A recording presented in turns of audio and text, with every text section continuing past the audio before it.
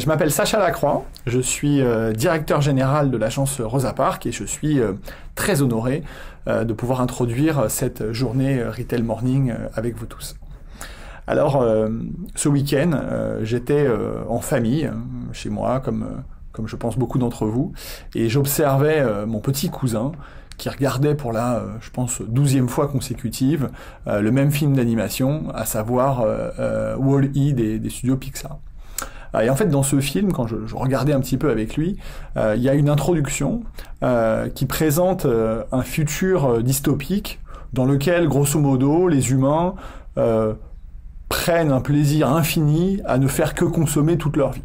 Ils consomment de toutes les manières possibles. Ils ne font que ça. C'est l'entièreté de leur vie qui est consacrée et ils en sont extrêmement heureux. Et en fait, je me suis dit, en observant cette introduction, qu'il y avait évidemment dans cette caricature voilà, quelque chose d'exagéré, mais en même temps qu'il y avait une grande vérité sur, au fond, notre passé. À savoir que la société de consommation, dans laquelle on a tous vécu pendant des décennies, elle a été en fait marquée par deux grandes choses, à savoir une grande insouciance et une grande inconscience de la part des consommateurs. Finalement, on achetait, mais jamais on se posait vraiment de questions. Et je pense que c'est ce mode de pensée, précisément, qui est en train d'évoluer très fortement depuis, je pense, 2-3 ans. En fait, depuis 2-3 ans, on achète, mais quand on achète, on se pose beaucoup plus qu'avant la question, finalement, de l'impact sociétal multiple du produit qu'on est en train d'acheter sur l'ensemble de la société. Autant c'était, je pense au départ, un comportement qui était peut-être réservé à des populations précurseurs, autant aujourd'hui, le chiffre que vous avez devant vous montre que c'est un comportement qui est largement généralisé. En fait, aujourd'hui, quand par exemple, on achète une pomme, on n'achète pas juste une pomme. Pour rendre un petit hommage à Magritte, en réalité, on achète tout ce qui va derrière. Est-ce que, par exemple, cette pomme a été produite de manière à bien respecter l'environnement? Est-ce que cette pomme a été produite de telle façon à ce que les salariés qui étaient employés pour produire cette pomme ont été rémunérés de manière décente?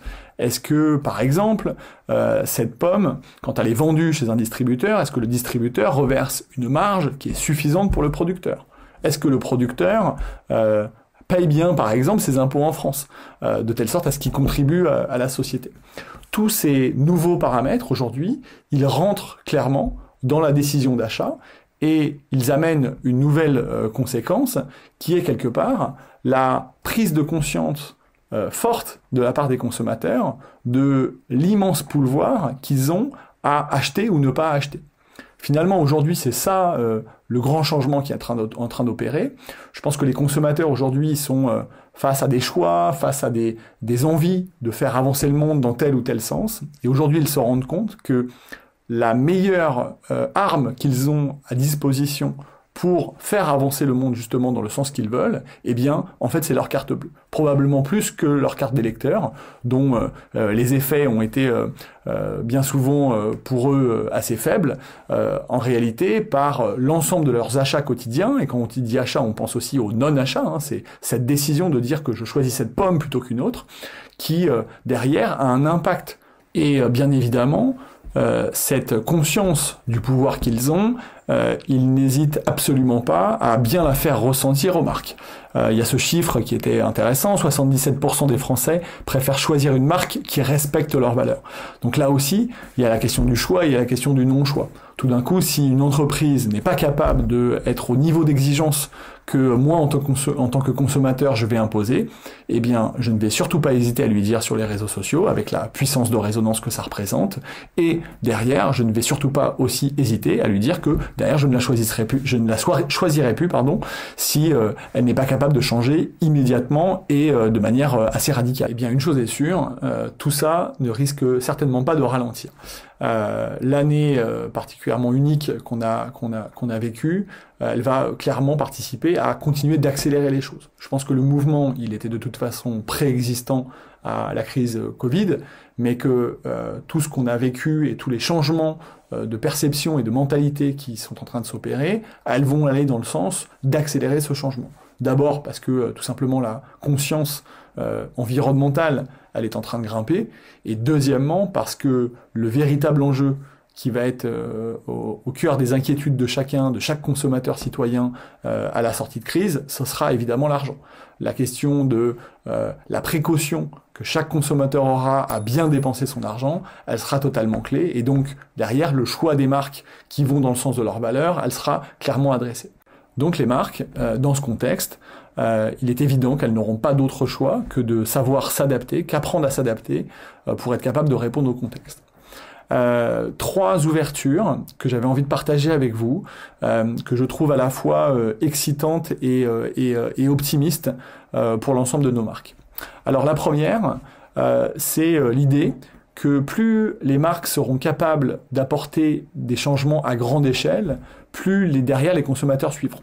En fait, ici, on s'appuie sur une data de l'étude Havas Rebound qui est extrêmement intéressante, qui nous apprend qu'en fait, contrairement à ce qu'on pourrait penser intuitivement, les consommateurs attendent les grandes entreprises sur ces questions de changement. Bien sûr, naturellement, l'attention elle est portée sur les petites startups parce que naturellement c'est des entreprises qui sont là pour disrupter. Oui, mais en vérité, les consommateurs, quand ils regardent les petites startups, ce qu'ils se disent, c'est oui, mais l'impact il sera pas important. Alors qu'en vérité, ils attendent des grandes entreprises qu'elles soient capables de prendre en main tous ces grands changements, justement parce que leur puissance d'impact est importante. La seconde idée, alors on pourrait presque penser qu'elle est opposée à la première, mais en vérité non, elle est totalement complémentaire.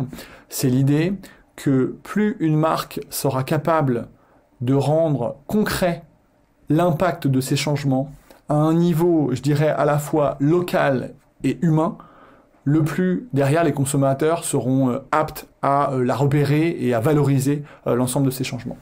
Là, on s'appuie sur une étude qu'on avait pu mener à l'agence lors du premier confinement, où en fait on avait observé que ce que les gens valorisaient le plus et qui avait créé un changement de perception radicalement différent et positif envers par exemple les supermarchés, c'était justement leur capacité pendant le confinement à continuer de générer un lien local humain dans chacune des zones de chalandise.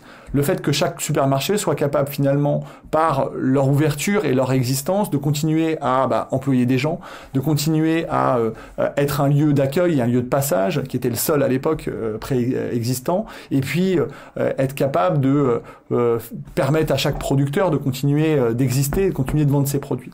Ça montre la nécessité de, bien sûr, comme on disait tout à l'heure, opérer des changements à grande échelle, mais surtout de les rendre très très concrets pour les gens. Et le concret, c'est l'humain et c'est le local. Aujourd'hui, c'est ça qui sera le plus valorisé. Troisième ouverture, et ça sera un peu le mot de la fin pour moi, ce consommateur qui a une carte bleue, carte d'électeur dans la main et qui est capable de tout d'un coup nous choisir ou de plus du tout nous choisir pour plein de raisons, il est évident que les entreprises elles vont devoir se transformer pour être capables de lui plaire. Ici, peut-être que l'idée c'est de se dire que les marques ne pourront pas tout faire toutes seules et surtout que les marques ne pourront pas tout savoir et tout comprendre toutes seules. Et qu'en vérité, pour opérer toutes ces transformations nécessaires, peut-être que la première chose à faire, eh bien, c'est d'impliquer les consommateurs avec nous, parce que eux, pour le coup, ils sont dans une transformation de perception importante. Je voudrais citer un exemple qui est particulièrement marquant et inspirant. C'est en fait celui d'un pays, la Finlande, qui cette année a décidé, l'espace d'une journée, de nommer une petite adolescente de 16 ans première ministre. Donc la première ministre de la Finlande lui a laissé sa place pour une journée et l'a laissé symboliquement évidemment mener toutes les réunions gouvernementales et particulièrement celles sur les questions environnementales. Et donc du coup elle a été quelque part impliquée par le gouvernement pour donner sa voix, montrer ses opinions et donner des directions. Eh bien, je pense que cet exemple, il est extrêmement intéressant et extrêmement inspirant. Probablement que toutes les marques devraient aussi commencer par ça, aller chercher peut-être des enfants, aller chercher différentes populations qui sont plus avancées probablement que nous sur les évolutions du monde, leur demander leur avis et de co-construire avec eux. Merci infiniment pour votre écoute. Je vous souhaite une journée extrêmement enrichissante.